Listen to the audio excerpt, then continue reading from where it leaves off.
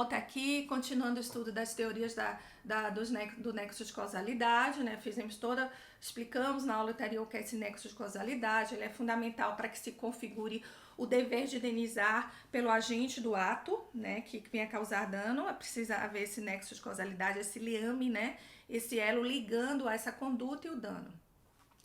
Vimos essa teoria da equivalência das causas ou dos antecedentes históricos. Vamos analisar a teoria da causalidade adequada. Alguns dizem que o nosso Código Civil, que na esfera civil, adotou-se essa teoria da causalidade mais adequada. Vai se buscar a causa que é mais propícia a causar o dano. Então, é baseada em uma subjetividade muito grande essa teoria. Tem que se observar causas que foi mais adequada à produção desse evento danoso. Então, também, né, não foi adotado expressamente pelo nosso Código Civil.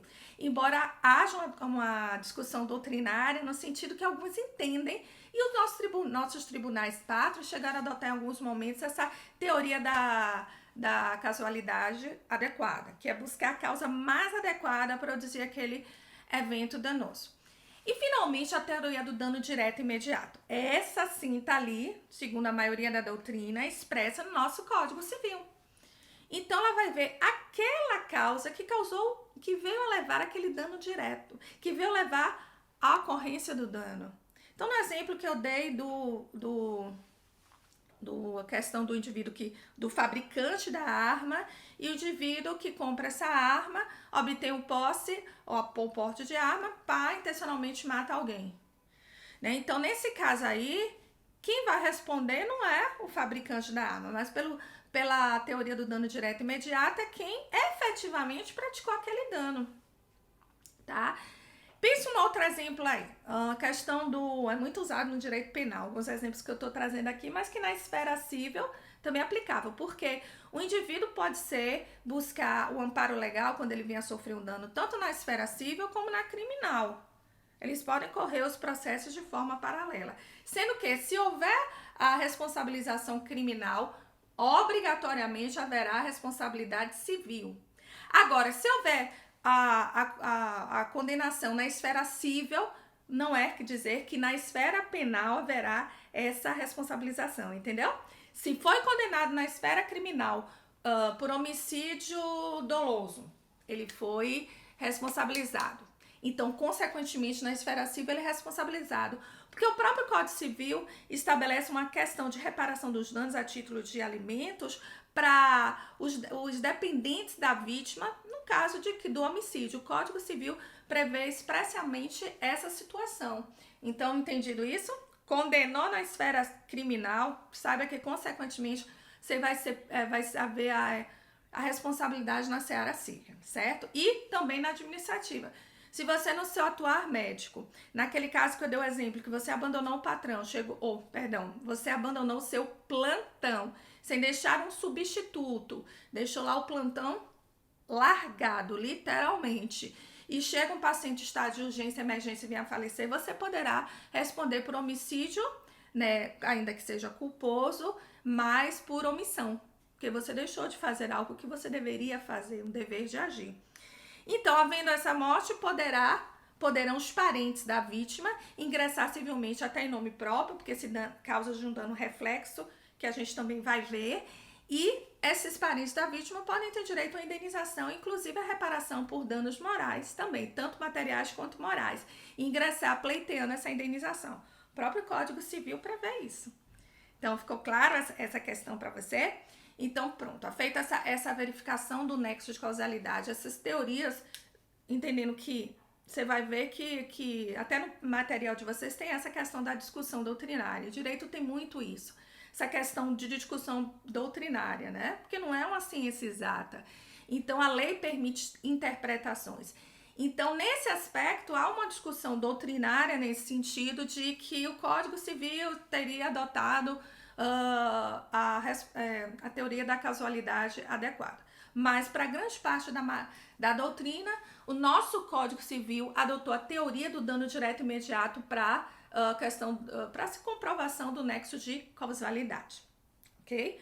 Então, feito toda essa explanação sobre o nexo de causalidade, Vamos tratar de um último elemento, né, que devem estar presentes tanto na responsabilidade civil subjetiva quanto na responsabilidade civil objetiva. A gente estuda a questão do dano. Dano é o prejuízo efetivamente sofrido pela vítima, seja porque a lesão direita ou a lesão pode ser física direta à vítima ou ao seu patrimônio. Aí existe o dano material, porque atinge diretamente a vítima, que vamos supor, numa briga, leva um murro, tem os dentes quebrados, perde dentes. Então, a reparação desses danos, seja o caráter de num determinado valor, a reparação desse dano pode ser em decorrência de um agir direto físico na vítima, ou pode acontecer uma lesão ao patrimônio da vítima. Então, isso que é o dano material. Agora, o dano imaterial, né, que decorre a questão da indenização por danos morais, o dano imaterial ou dano moral, decorre da violação do chamado direito de personalidade, que são os direitos inerentes a todos os cidadãos. Seu direito de liberdade, seu direito de liberdade de culto, a questão de sua honra, sua dignidade. Então, quando há violação desses direitos de personalidade, os danos decorrentes serão um dano imaterial. Certo? Tranquilo até aí? Entendido? Então, dano pode ser material ou dano pode ser imaterial, levando a indenização pelos danos morais ou indenização pelos danos, uma indenização pelos danos materiais ou indenização pelos danos morais, ou pelos dois conjuntamente. Então, você médico pode ser levado a responder pelos danos morais dos familiares da vítima, por exemplo, e pelos danos materiais e morais também sofridos pela vítima.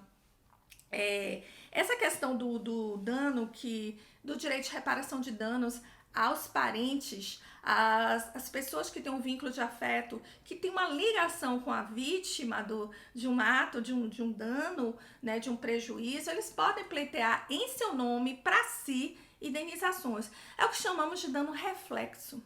Esse dano reflexo, embora o agir tenha causado prejuízo direto a uma pessoa, porque é o dano direto, que pode ser material e imaterial, um dano direto à vítima, pode ser que os efeitos desses danos causados a essa vítima podem trazer reflexos, efeitos para uma pessoa indireta, mas que tem um vínculo, uma ligação com a vítima. Então, isso que a gente chama de dano reflexo.